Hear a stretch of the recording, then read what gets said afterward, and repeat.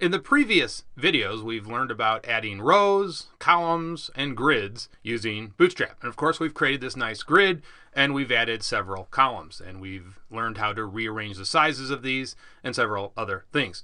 In this video, we're going to add another row. So let's go ahead and do that. Now we had these previous columns that we used right here. So let's go ahead and uncomment this out. And what we're going to do is add another row.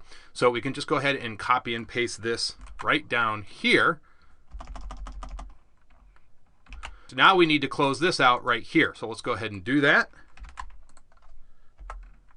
And now we've closed this row out right here. This is all self-contained. Okay, so now what we want to do is we want actually 4 columns. So let's go ahead and just copy and paste this last column here, column 6, because we want 7 columns now, 4 columns in our second row. So we'll just go ahead and copy and paste this here, and let's make this 7 and 7. Good, we're moving right along. Now let's go ahead and switch over to our style sheet, and we'll need to create a new rule set for our column 7. And we'll go ahead and do that. And let's make this 7. And let's make the color of this beige. Make this beige.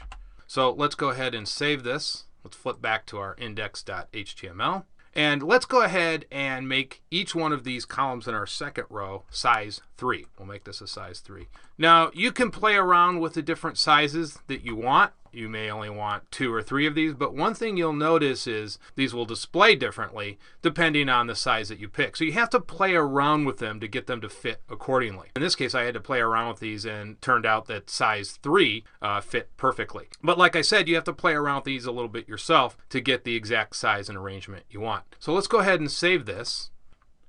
Let's go ahead and load this up.